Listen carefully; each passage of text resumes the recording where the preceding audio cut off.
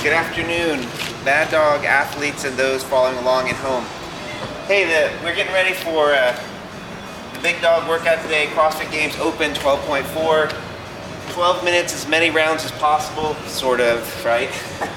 150 wall balls, 90 double unders, 30 muscle ups. So I'm calling this workout the evolution of an athlete, because really this is how we train people at the gym. As the way that this is the progression of these movements, right? So we're trying to get people to squat. We're trying to get people squat in a kind of a powerful motion. We're trying to get a little bit of double unders, a little bit more coordination, and finally multiple, body groups, multiple skills into a muscle up. So the first thing, if we're going to keep with that analogy, the first thing what we're going to do is posture and position. And when you're talking about how to prep this workout, I mean, great resources, Kelly and Carl, and there's some other stuff on the web as well.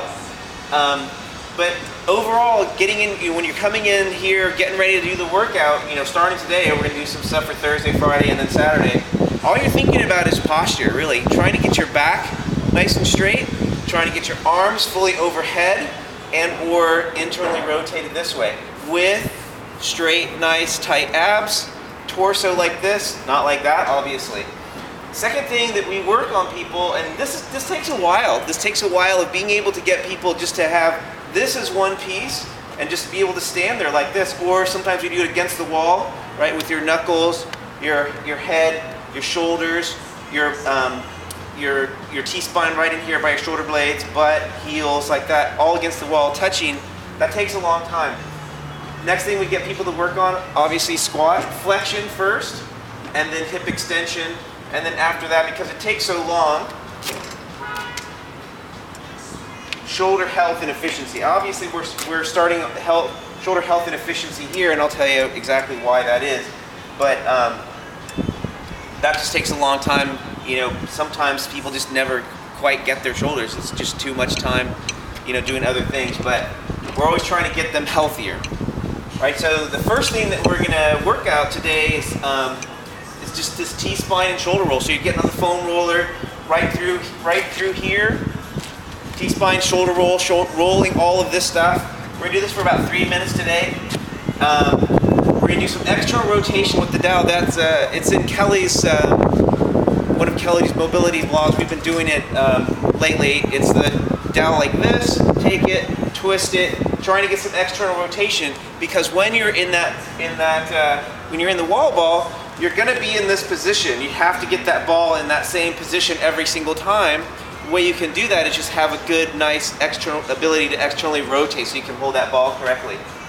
And then also with this T-spine and shoulder roll, you got to keep that back straight, and we're going to demo that in a second. Next, we're going to do some ankle mobilizing with the band.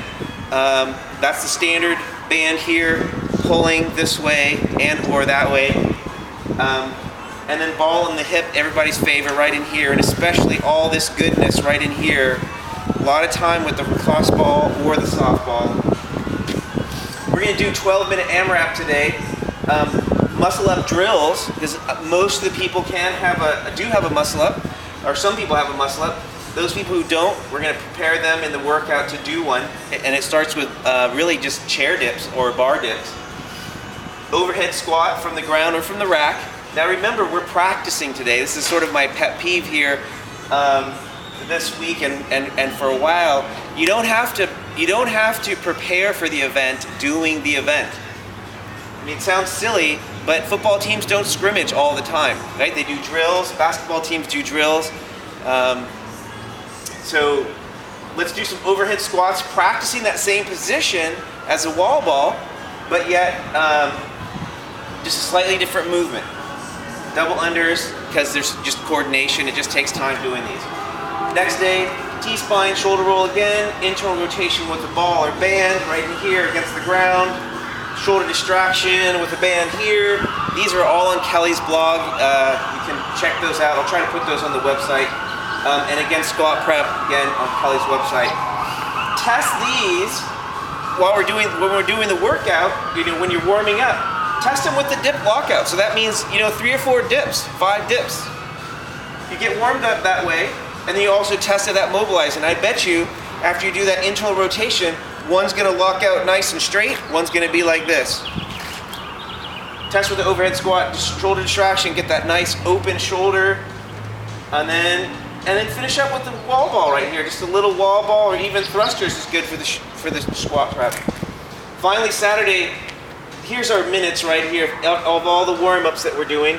These are probably gonna stretch out a little bit when you do the test, but that's okay. Especially Saturday, it's a long warm-up, but it's gonna be a pretty hard workout. And what you're trying to do, none of us are gonna win the games here at Mad Dog Fitness, unfortunately. But what we're gonna do is, if you prepare correctly and we stretch afterwards, what you're gonna do is you're gonna be able to be healthy on Monday and not have, sore this or that. Be like, wow, I did a good workout, and then, Tuesday come back, or Monday, depending on what you do on Sunday, come back and then have a good workout again, get back on the horse. So, Saturday again, T-spine, internal rotation, lots of internal rotation, because I think the major safety issue here is landing in a tired position with your arms out like this. No good, right? Super easy to do this, super easy to hurt your shoulders because you're just landing with such force. Lots of internal rotation so you can be in here in tight, external rotation as well. And then, so you'd be a lot safer. And then obviously finishing with squat prep and or ball on the hip. There's not a problem warming up too much for this and getting as much mobility out of your hips as possible. And you will see that as you get through the wall balls. So let's do just a real quick demo of the wall ball. So you might not be able to see it, but I wrote out with some chalk a good position for my feet here, so that every time I do a squat, I want my feet to be in the same position. Every time I catch the ball, I want my hands to be in the same position. That's balance, that's accuracy. Those are things that add to efficiency. You don't have to train, for months and months to get stronger at it. You just have to work at it. So here's what we're gonna do. Super important, always, I know things sounds like a broken record, but head always aligned with the spine. When you stand up, you look at the ball coming down. That's cool. As you're coming down, let your head align so that it's in line with the spine. Here we go.